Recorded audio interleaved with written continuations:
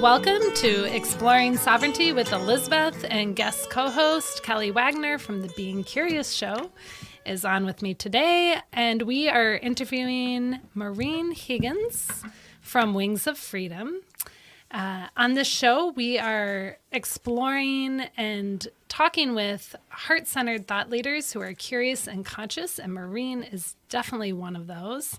She is an intuitive counseling and coaching practitioner who uses alternative energy healing modalities and guided imagery. She has a passion for helping people and supporting people and partnering with them in their healing journey, and has developed a series of workshops called the Energetic Healing Track on the School for Higher Consciousness, which she also developed, and has many, many, many energy healing audios that support people in their healing journey in between sessions with her. Welcome, Maureen. Thank you. I'm happy to be here. We are happy to have you.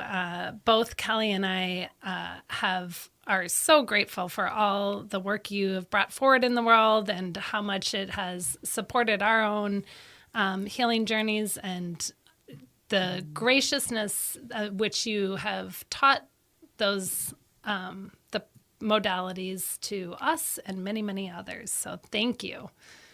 Well, it's my honor to have you a part of it, so I'm so grateful. I mean, like, what would we do without Maureen? It's like, I'm just like, yeah, never mind. Well, without the community, we have a great community. We do. Like, absolutely. And that's a perfect example of Maureen, how, like, we're, like, totally singing her praises, and she pauses us, and she's just like, but it's about the community. And that is something so amazing. It's like one of her superhero strengths is that it's all about us. And that's just for that is just, I admire and respect Maureen desperately for. Absolutely. Well, I do feel it. I do feel that way. So no, I feel grateful. It's true. And I think one of the other things to highlight around that is it's a diverse group of people, and a diverse group of people that are in conversation and celebration of people's gifts, unique gifts, talents, attributes, and authenticity. And I think that's sometimes a rare thing to find with a group of people. Straight up. And so hopefully many more people. Oh gosh, yeah. Yeah. So where are we going? Because with Maureen, we could go in many, many different directions. What direction are we going in today, Elizabeth? Well, or at least where are we going to start? I was going to say, I can't promise where we're going to land, but one of the things that I really appreciate is in my own journey, and I think, Maureen, you are quite passionate about this, but how much as we heal ourselves and do the inner work that our life invites us to, how much it helps us step more into sovereignty and higher consciousness thinking and feeling states, and out of like just repeating unconscious patterns that might keep us in suffering or limit our potential in this lifetime as human beings. I love the tagline you have is divine beings in human form. Yes, well, that is not, I wish I could take claim for coming up with it, but I do think we are divine beings having a human experience, and that we've come here to have an experience with, a very strong polarity planet.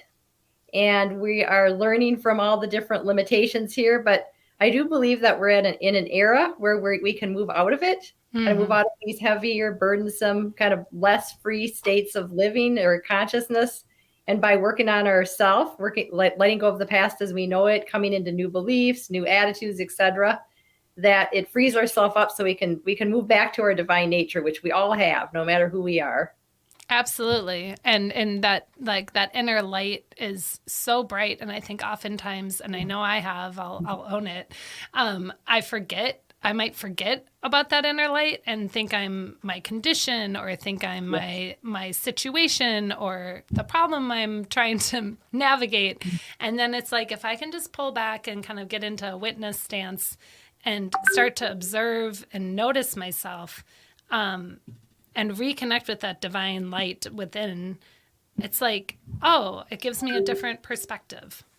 Totally. I totally agree that we forget that these are just experiences. They don't define us. They're not who we are. Right.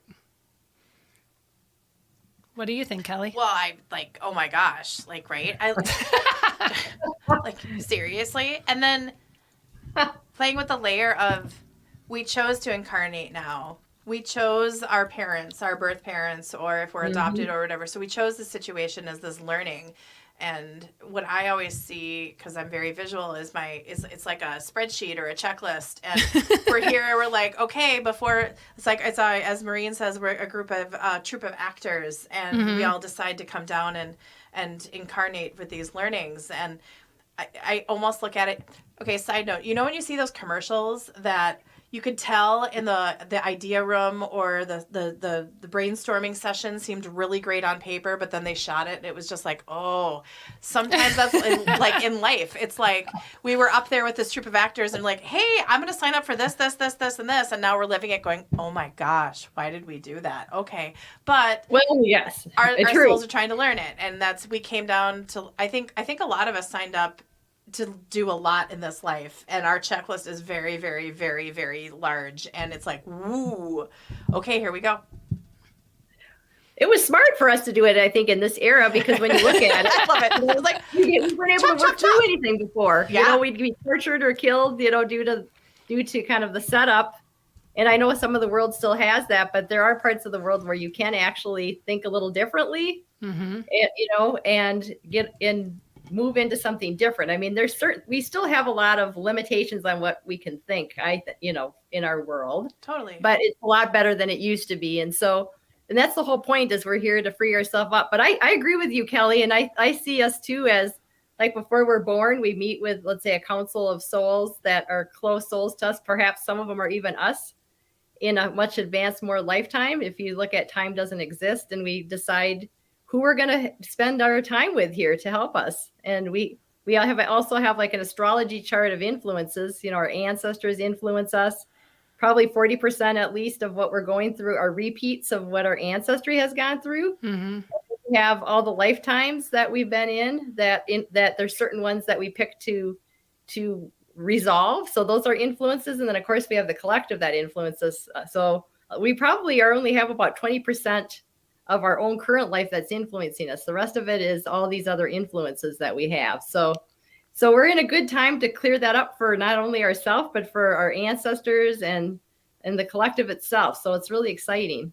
And even drawing on this, because like increases like, right? So we keep repeating the pattern until we learn the lesson in our ancestry. And as we heal ourselves, and I've heard you say this many times, Maureen, it's like we're positively influencing our ancestry. Now the epigenetics show 14 generations backwards and forwards in time, right? Yes, definitely. And we actually have the power, to change the script if we can get curious and conscious and shift into a higher thinking and feeling state and learn from those the script and the play that we set up for ourselves to enter. And it brings so much more compassion forward for me when I look at it from that vantage point versus this idea that I'm, either the victim or the perpetrator repeating a pattern. So I think we should get our kids and grandkids to thank us for all the hard work we're doing. I'm just going to say it. I agree. It's not an official thank you now. I'm demanding it. Thank you, Kelly. I'm giving it to you. Woohoo! My grandkids say thank you, there too. There we go. Yep. The ones that are like, oh, look, they're all like lining up. They're like, oh, we'll be your grandkid. Oh my gosh. Okay. It's true. It's true. Right? It's true. Yeah. I mean, the ancestors they're all like, yay, but we're greasing the wheels for the future generations. We're handling this. What I see a lot of is the big, we're being dropped into a forest and we have these big machetes and we're just going through. Right. I think we're doing it. And maybe that's why our spreadsheets are so long this time. Hey, I got it. Boom, boom, boom, boom, boom. Yeah. It's not always, ponies and rainbows doing this work, right? So Kelly and myself have, learned the work that Maureen has brought forward, and we work with people and have learned so much from you, Maureen. Like, talk to us a little bit about what you see and how you, it's not always fun. It is fun, but it's not always fun, if you know what I mean. Right. Well, that's why community is important because, I think that as you're going through working on yourself, having people that are willing to, hear you and support you. And I think our community, we've developed a really great community that supports each other through each other's processes. I think that makes a huge difference. If people don't have support, then it makes it a lot harder to move forward. So it's really a super duper gift that we have a group that can help each other. But basically, I started kind of this journey. I remember it when I was 10. I was born into a family. My aunt was really she was teaching intuitive development classes, hypnosis. She was considered very weird for the time, but even though there was some things that were challenging about that whole family, the fact that I was able to see that there's more to life than just what meets the eye. She would quiz me, my grandma would, which my grandma had Native American background, on intuitive types of things. So that really kicked off my interest in seeing that we have much more going on than just our brain. We can see into or peer into other realms, that there are other realms that are there. And it used to be that I felt that it was hard to tap into the intuition because the issues on the planet were so dense. And of course, we could say they are now because of all the things going on the planet. But there's been so many more people working on themselves since, I started working on myself in the 1980s. And really, there wasn't anybody hardly working on themselves in a very effective way. And so it's almost like there was a denser, heavier fog going on.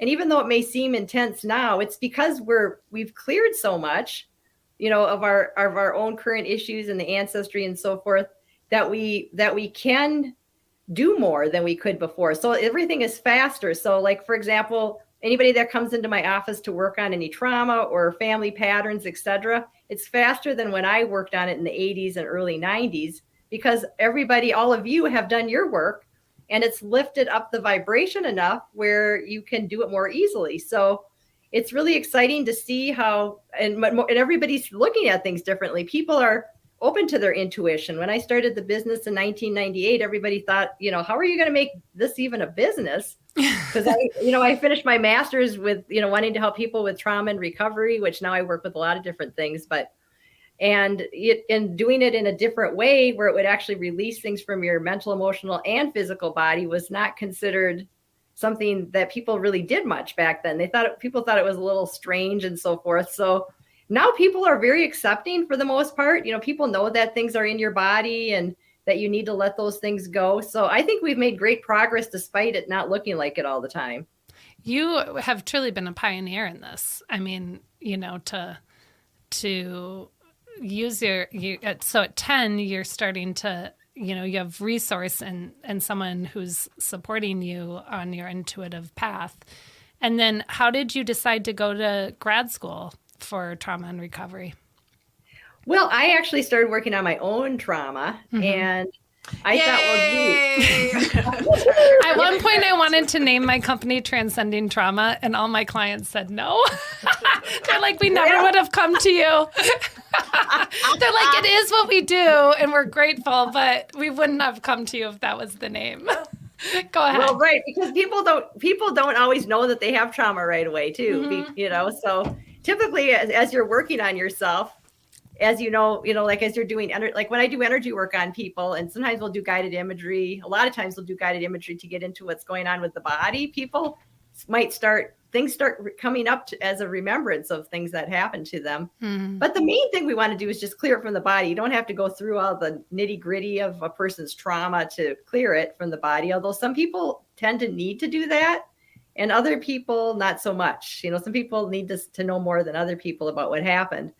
And I think it just depends on, like, for example, I had to get more in touch with mine because I needed to understand it more. And, the two of you working with other people, I'm sure you, got in touch with more of your background in your, what happened to you in your formative years so that you can help people more effectively. Mm-hmm. But if somebody isn't doing this as a career, typically I see those people don't necessarily feel the need to go through everything, which is perfectly fine. I guess whatever a person needs, right? Yeah, As long as absolutely. they let it go. That's the main thing. You want to be able to let it go. You don't want to be stuck in it. That is No. absolutely for certain. Just get out of denial and let it go. It doesn't have, you don't have to know all the nitty-gritty details, but just get out of denial and move it on out. That makes sense. That's what happened So with I me. worked on my own. So that's where it Yeah. starts. And I'm sure that's where it starts for a lot of people, right? Yeah, absolutely. I mean, it's definitely what got me curious and on my healing journey for sure. Yep. Yeah. Oh, there's so many places to go. Well, I know. But Oh, oh my gosh, yay! That's perfect timing. Cue the Beatles. we're in studio with Maureen Higgins from Wings of Freedom and Kelly Wagner from The Edge and Being Curious with Elizabeth Sullivan on exploring sovereignty.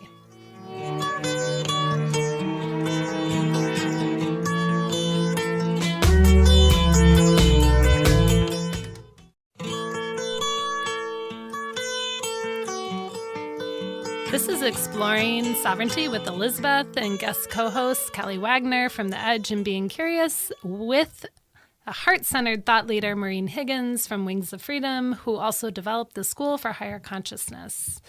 And Maureen, we started to dive into it a little bit in the first part of the show, but let's dive more into this idea that as you're on your healing journey, you can experience and call forth more inner freedom.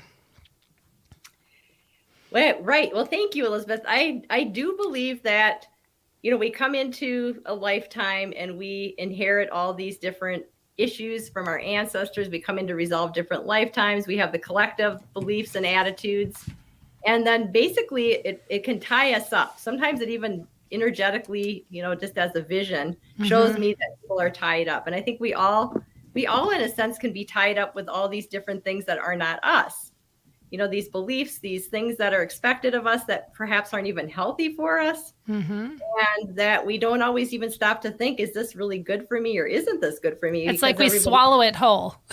Yes, exactly. Like, okay, this is what I'm being told, so let's just do it rather than discerning. And I think that the more we observe and let go of our own inner beliefs and attitudes and traumas, including just even stressful events from our life, and see why we chose what we chose, we can move into like an inner freedom. And I do believe that a lot of the things that we're going through is karma, meaning that, let's say, people can judge themselves like, why do I keep picking these guys, or these same work bosses, these bosses that they all seem the same, or whatever it is, like it seems like I keep picking the same thing. Well, the same pattern. But this is my feeling about it is, let's say if you come into a lifetime and you want to work through, let's just use the boss, let's say the boss that's, let's say, a narcissist, for example. We'll just make that as the thing. Yep. So you let's say you come in and you let's say there's 4 people that you pick to, before you're born, that you have karma with to be these bosses, and they need to work through some things too, maybe to understand what it's like to have this kind of personality disorder, because maybe they've been in other lifetimes where they've been affected by a narcissist. So you come in and they are karmic, meaning that you've come in to specifically come in and learn how to understand and break free from that pattern. And hopefully they can break free from it too, but it may not be their lifetime to break through. We don't know how things work exactly. It could be that they've come here to be a lesson giver, was what I call them. They may come in to be a lesson giver to many people. And then they, because time doesn't exist, they may have other lifetimes where they're doing very good things for others. So, the gravitational fields of the sun and earth keep us humans in time and space. But if we take that out, if we take out those gravitational fields, everything is happening all at once. And so it's, I always figure that we're like kindergartners in a PhD reality. So we just have to make sense of it the best way we can. But I do think the people that come into our life are meant to come into our life, and how we handle these different things or these different people is what we want to optimize it and really learn as much as we can through it, and not blame ourselves too, because then that's another thing to work through. Right. Then that's another pattern. Do that. Yeah. And lesson givers, I mean, from the vantage point that you offer, lesson givers can actually help us in our mastery and push us into our gifts, right? Totally. Yep. Which is kind of a refreshing take on a lesson giver, because I don't know about you, but I sometimes get exhausted by some of mine. Well, I think everybody can. Exhausted. Oh my gosh. Well, they're usually close souls too, because, otherwise they wouldn't make an impact. And they're the ones that help us move through the things we've come to work through in this lifetime most effectively, because we are close souls to them. Right. And a lot of your work is also based on, string theory and some of the quantum physics and stuff. Do you want to talk a bit about that? Right. Well, the string theory, they have 11 strings, and the 11 strings represent 11 dimensions. And the fifth string is a no time and no space string. So I always think of the first four strings as being, you could say, the lower realms, like the heavier issues that we all go through. And that we as humans have been in the third to fourth string, 3 to 4. Mm-hmm. And I do believe that we're shifting out of 1 through 4, going through the no time, no space string of 5 into 6. So a lot of people say we're moving into 5D, which is perfectly fine. I mean, it's just a template, but I always think of it more as 6, mm-hmm. following that the string theory. That came to me before I saw something on string theory, and I thought, well, that just made more sense to me personally, but it doesn't really make any difference. What does 5D look like to you? Pardon? What does 5D look like to you? Well, to me, 5D is the birth canal into 6. So mm-hmm. So it would be a no time, no space string or dimension that brings us from the lower realms into the middle realms. So 1 through 4, we're in the process of transforming. And when you look at it, we had 23,000 years of matriarchy, and then we've been in 5,200 years of patriarchy, and that's been all of dimension 1 through 4 learning, perhaps. And now going into 6. Moving into the birth canal, we're washing away all that, the being without the other, in a sense. The polarity. Now, mm-hmm. Yeah, the polarity. And now we're moving into, I believe, and a lot of people believe, we're moving into a balance of the male and female. We need both the male and the female energies, and we all carry both the male and the female mm-hmm. energies. Yeah, in yoga, they'll say the right side of the body is the divine masculine, the left side's the divine feminine. It crosses over into the brain, the right side divine feminine, left side divine masculine. And really, we want to alchemize these energies of the divine feminine and masculine in order to be creative and manifest and have the optimal protection and, all the things, right? Yes, for sure. Nice job. like you covered it. Yeah, I mean, I think it's important to understand too that this idea that we are one in this human form. I am one aspect of my soul, right? But my soul is larger than this body, and it can manifest in many different realms. Yep. And it's informing each other. So it's almost like this, and the work that you do, Maureen, and that we do as well from that we've learned from you. But it also correlates a lot with some of the Vedic work too, Vedic knowledge, is that the higher self or the higher mind, the higher self can see all those lifetimes and gives us the answer as we need it, as you often remind us. Sometimes we want the answer, but we'd get in our own way. Totally. If we knew it, and it would not work out as optimally. I agree. And I always think of too, the higher self as just as an example, is just something that you can visualize would be like the higher self is like a pomegranate. And beautiful. So one seed is us, and the other seeds are us in other dimensions, past, present, future, since time doesn't exist. And like you said, the higher self is keeping track of it. But dimensions 6 through 9, I think of as the middle realms, which are a much higher perception and feeling state than of course, the lower realms, which are very heavy and polarized. And then 10 and 11, the strings 10 and 11 would be all about love. So it's like we have all the vibrations from hate to love in our pomegranate, and we're in the process of transforming those ones that are more denser and more aligned with hate, you could say, or polarization, into one that's more middle realm, which would be that higher perception and feeling state, all the way up to the vibration of love. And we carry all of it. Absolutely. We are everything. Yeah, and it's like, Vanna White, when she turns over the letters, I just see all the pomegranate seeds as we continue to work on ourselves, turning over into those middle and higher realms.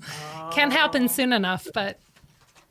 Yeah, and just to add another complexity, that some of those seeds in our pomegranate, that usually it's the eighth and ninth dimensional seeds, they can be our spirit guides, so we can be our own spirit guides. Which is amazing. And the more we actually ask for help, the more help we get. Totally. So sometimes I forget. Yeah, exactly. Yeah. And then using this template, like, then source infuses everything, right? Like, totally. So that's that, like, if we were to put a 12th layer on it, source is what gives the energetic life force to everything in all dimensions, from that denser separate dimension aligned with suffering or polarization all the way up to the more energetic etheric frequency, subtle frequency. And one thing that kind of came to me, and it does fit, some of the sciences too, is that, let's say if we were to look at the oneness field, or, God, source, whatever name you want to use, the creator energy, that creator energy, in a sense, duplicated itself, so made a hologram, and then everything, all of our pomegranate is a hologram of source, as is everybody's. Yep. And so it's almost like we, as source, or the creator energy, or God, however you want to look at it, made this holographic landscape, which now is being played out to see what it's like to have all these different experiences. And now we're in the process of wrapping up the lower ones. We've already experienced them. We know what they're like. They're not very fun. They're happy, but we learned a lot. And now we're ready to wrap up dimensions 1 through 4, go through the birth canal of 5 into 6. And I always think of 7 as being the highest one that we can go as a human. And it's all based on just, a theory. I always say, like I said earlier, we're kindergartners in a PhD reality, but it definitely works for healing purposes to work in this way. Yeah, it creates great transformation, I find, both personally and professionally. So I don't know why this just came in, but, we're cruising through the birth canal of 5, rocking into 6. How long do you think we're going to be in 6 until we can go to 7? Well, that is a good question. Yeah, that's a good question. But I mean, like, is there a timeline? Yeah, okay. I was like, wait, what did Maureen just say? We'll find out together. Oh, yeah, okay. Fair. Yeah, we can find out together. Okay. I mean, it is a good question. Are we going to be able to do it in our lifetime? Well, I think not everybody's on the Earth plane. Not everybody's going to be doing the same things at the same time. At least not here. Like, I figure, let's say, for example, let's say that in this lifetime I go to 7. Well, there's going to be lifetimes that I don't go to 7, the 7th dimension, because another seed in my pomegranate may be having a hard time even getting through the birth canal. Whereas in this lifetime, I'm cruising to 7, for example. Okay. So I think that there's always going to be if we think that, geez, such and such isn't really doing their work, they're not, moving through that birth canal, et cetera. Well, they might be doing it somewhere else where we're not. That's my feeling about it. So we all are moving into, we're moving through that birth canal someplace, and that's going to create that critical mass shift collectively in all the timelines, dimensions, and universes, so that we can wrap up this polarity of 1 through 4. That's what it looks like to me. And, it's been a really intense time. People are like, well, geez, how can we be moving into a better era when there's so many problems showing up on the planet? Well, they've been there all along. They're just more obvious now. And we need to bring things to the light before we can bring it up to, we can't, if things are unconscious, we can't heal them. So everything's going into the consciousness, so we can bring them up to the super conscious and heal them. But think about birth. When you're in the birth canal, that sucks. I mean, right? There's nothing pretty about the whole birth canal. Well, having someone in your birth canal is challenging. But I would think and that I'm trying in to, the birth canal I mean, having done that birth process a few times, right? And I would imagine being in the birth, if I can fully come back to that in utero self moving through the birth canal, it ain't easy. No. But then you're done and you clean up. It's deep transformation. It's deep transformation. Think about it. But it brings us back to even why bother? Well, I mean, by this template, right? I love how you said we're helping heal our karma, and one of the best definitions of karma that I've ever heard and I wish I could remember who said it. I can't give them credit at the moment, but it's like, if you want to understand your past karma, look at your present condition. And if you want to understand your future karma, look at your present choices. That's a good one. Because it brings in free will, right? Yeah. Wow. I'm still sitting with that one. Well, to answer the question, why do the work? Yeah. Because you feel better when you're done. You might not feel good while you're in the midst of the heavier issues, but once you clear them, God, when I think about how I felt when I was in my 20s, early 30s, working through all the heavier stuff, and then how I feel now, I feel so much better, like a ton better. Right? Agreed. Lighter, freer, better. It's easier to navigate the problems than when I was, heavy with, laden with all these issues. And it's always a process. Not that nobody's ever done with it, right? But you're better. You're better. You have more of a mastery to deal with things. Well, you're polishing off the shadow of yourself, like what was in the unconscious, but was informing your present, right? And by this work, you're also able to bring in the gifts of your soul versus just repeating the karmic pattern. Totally. Which is huge because, yeah. Maybe you could give us a quick tease on how you bring in the gifts of your soul before we take a break. Oh, yeah, you can do that. You get 18 seconds, Maureen. Go. Well, the quickest one was bring in one of the 8th or 9th dimensional seeds in your pomegranate and ask to merge with it. Done. Done. And if you're wondering how to do that, we'll be back. We'll be back. Yes. Oh my gosh, that was awesome.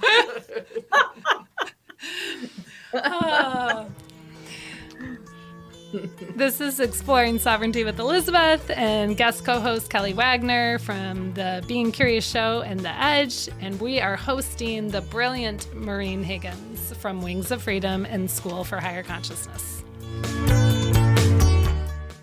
This is Exploring Sovereignty with Elizabeth and guest co-host Kelly Wagner from The Edge and the Being Curious show, and we're here with Maureen Higgins from Wings of Freedom, the School for Higher Consciousness, and she's also a regular columnist in The Edge magazine and has given, her ideas have manifested in many different ways. And Maureen, for our listeners, before we dive into the 8th and 9th dimension and bringing gifts of your soul, how can people who want to learn more about you find you? Like, where are the places and spaces they can find you? Well, they can find me on wingsoffreedom.com and also schoolforhigherconsciousness.com and communityforhigherconsciousness.com. And then, The Edge, like you said, I've written some columns for The Edge, so Kelly and Steve's magazine. Awesome. And tell us just a little bit about the School for Higher Consciousness. Well, I had developed a number of workshops, which I put into a workshop series, which, both of you are teachers of. You're teaching, you have the ability to teach people what you do. And also there's people that have done it just for practicing, to be a practitioner, to work with other people. But I decided that I wanted the classes and so forth to live on beyond me. I'm in my 60s. It's like, okay, I don't want the material to not continue on. So the School for Higher Consciousness allows things to kind of continue on. And so that it's more of a, because it is a curriculum, and then we can have other people's programs on there too. I thought that would be a good way just to keep the energy of all of these things going. Because I do believe that I was given the material, by spirit, and, that it didn't come from me, it came from spirit. I think that anybody who comes up with some new techniques or even music, you're bringing it in from your spirit, from the universe, that kind of a thing. And I didn't want it just to, not go somewhere, basically. I wanted to continue on.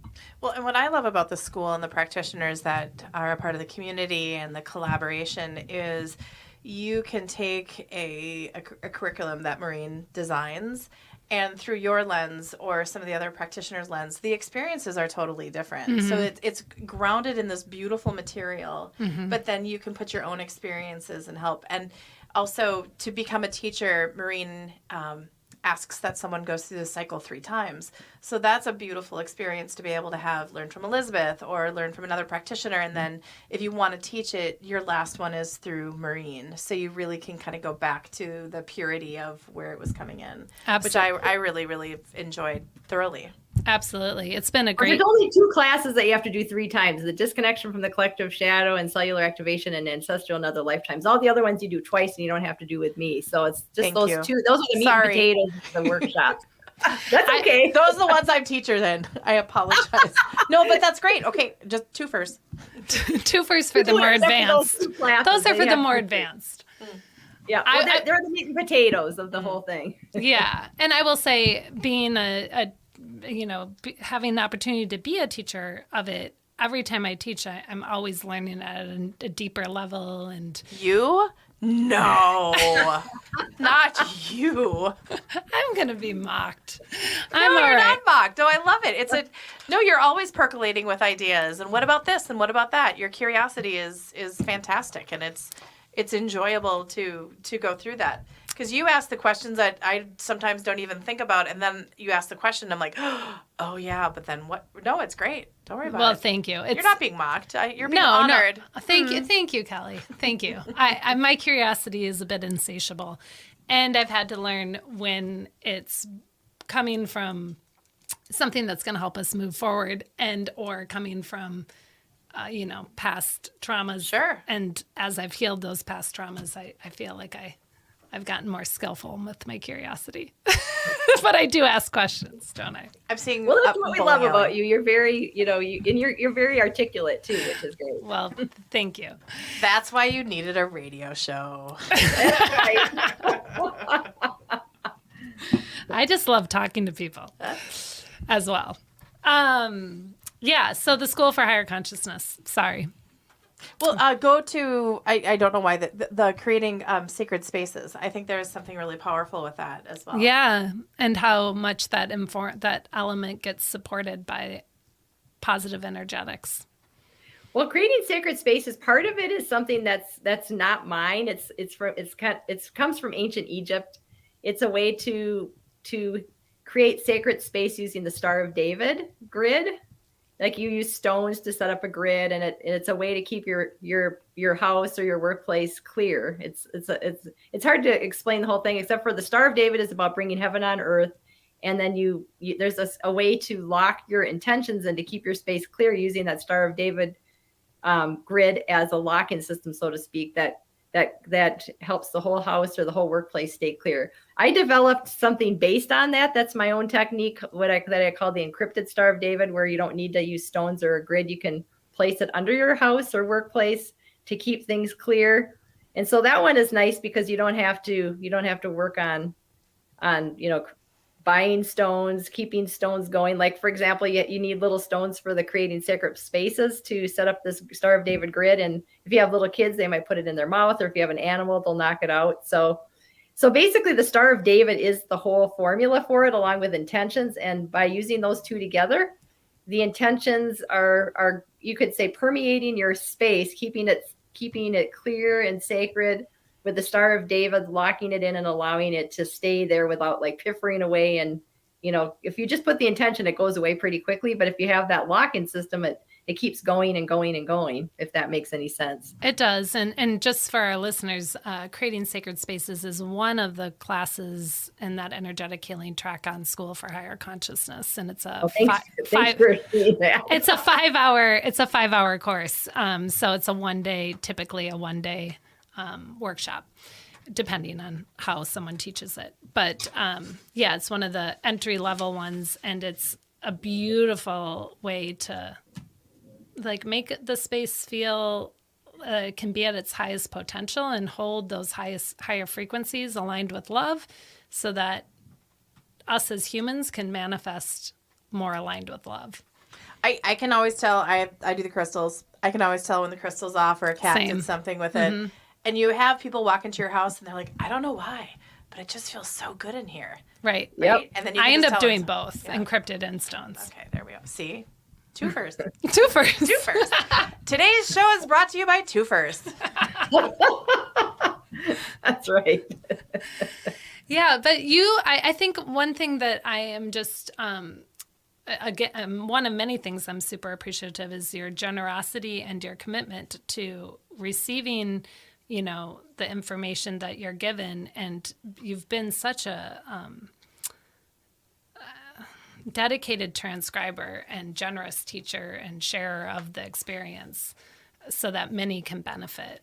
How has that been for you?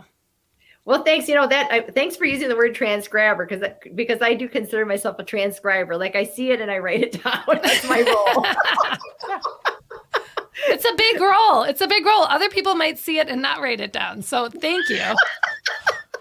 I see it. My intuitive side is strong because I do it all day long. I've been doing it for 25 years working with people. So, and I use that, the intuition, which I know you two as well do. And you've seen that the more you use it, the better it gets and the better it gets and the better it gets. Mm-hmm. You have to, it's like a muscle. You have to keep using it. But when I'm working with people, I see a lot of things in their energy field. And if I see patterns, I'll write them down and see that there's certain ways that I'm shown to help people feel better through certain energetic techniques. And then those are what's being taught in the school. So people can learn how to use them. And I'm always open to people, improving on it. Like if they find a better way to do what I've come up with, I'm fine with it, so I think we all have different ways of looking at things. And as people learn the material, I think that people start finding other ways to use the material in a positive way. Because all the people that have taken the classes, I think are, trustworthy scribes themselves.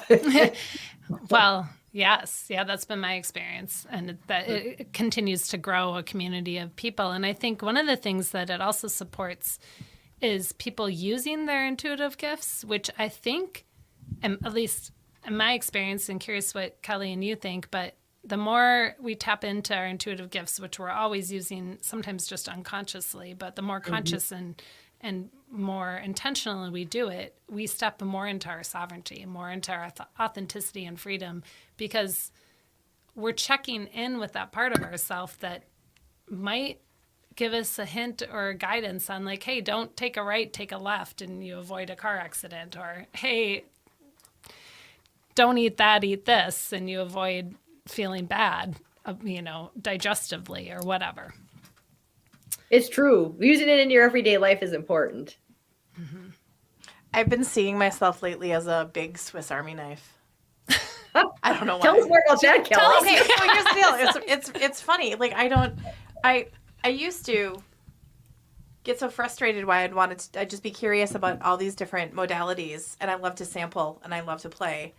And I realize now with the Edge and with being curious that I was supposed to experience all these different modalities so I can work with people and understand what they're doing, and then intuitively help them either work with their business, work with themselves, work with a client.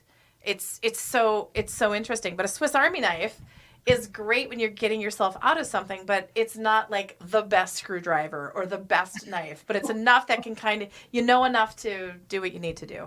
So I'm a Swiss Army knife. I'm a really nice one.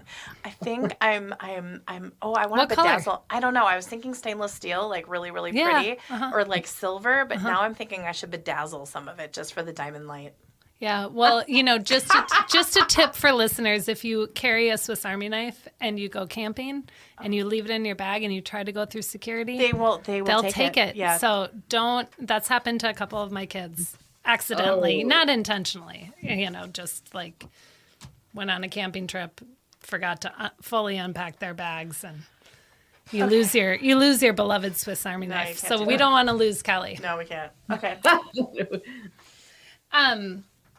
What else, Maureen, that would be supportive for, like any invitations to the listeners in this wider community who's exploring sovereignty and higher consciousness? Might you want to give people like a little check-in, little insight, little like, what are you feeling right now? Yeah. Any message? Well, how much time do we have? we got about a little under 4 minutes. But then we could, there we go. So maybe is there a message or a call to action or an invitation for people who might be curious about this? Well, I would say, you want to really know yourself, right? You want to be able to know everything that's within yourself as much as you humanly can. And so find a supportive community that, that is able to speak your language enough. I mean, you don't want everybody to think exactly alike, because then you're not moving forward with thinking, but like a community that can help you, see things differently, where you can banter around ideas in a non-judgmental environment. If you can find something like that, that's a huge thing right there. And then also find a supportive practice where you can work on yourself and let go of those old, unneeded past beliefs, traumas, attitudes, because we all have them. And don't think of yourself as defective when you get in touch with things. We all have these things. When you look at social media, like, oh, that family looks so perfect. Well, nobody's perfect. Oh, Nobody. no, just peel the onion back just a little and you'll find something. Just a little. No, you're right. Some people have a harder life than others, but I think they've come to work through more, but nobody has a perfect life. So it's like the more we work on ourselves and unload that bag of things that no longer serve us, the better we're going to feel. And doing it within a supportive community, finding a good person to do the work with one-on-one, group things can be good too. If you find the right group, and there's many different modalities out there nowadays. So, I mean, the work that we do with, the School for Higher Consciousness, that those techniques work great for a lot of people, but some people may want to do other things. So find something that works for you and keep doing it, and keep working with your inner landscape so that you can feel free, sovereign, and feeling good about yourself. Well, that's what I love about our directory, Edge Magazine, is we're pulling together all these different beautiful practitioners with all these different modalities. So the harmonic egg could be something you want to experience. A sound wonderful. Healing. Oh my gosh. Yeah, I love the harmonic egg. And Sharon Crowley is also a regular co-host. So. Nice. Right? Yeah, I love Sharon. I actually listened to cello music. Anybody that knows me, I actually got through it. It was fine. And I did the Hawaiian one. So that was fantastic. A 10-second reason Kelly did not like cello music in the harmonic egg, but then she grew to like cello music because she was supported and nourished through her inversion. Cello music goes deep like scrubbing bubbles. Pretty crazy. Like, yep. That is what she found out. But sound healing and energy work and... there's all these different beautiful modalities that would be considered outside of the box that we're bringing all together. And it's nutrition, it's mind, body, spirit, and there's all these different things that you can do. I mean, go get barefoot and go out in the woods, or go on a beach. Or there's it doesn't have to cost money, but bringing yourselves with people that you trust, that you can be vulnerable with, that you can look in the mirror and you can know yourself and help discover yourself and all of the dark side, the light side, the strengths, the weaknesses, whatever they are, and have someone just create safe space with you to do that is just powerful. Okay, well, I'm glad you brought up nutrition, because honestly, that everybody's so different too, and what we need. So pay attention to how you feel after you eat certain foods, and just get rid of the ones that don't work for you. Absolutely. And that's going to help you. And if you want to learn more, definitely check Maureen Higgins out at Wings of Freedom or School for Higher Consciousness. And this is Exploring Sovereignty with Elizabeth, guest co-host Kelly Wagner, and the delightful Maureen Higgins. Thank you.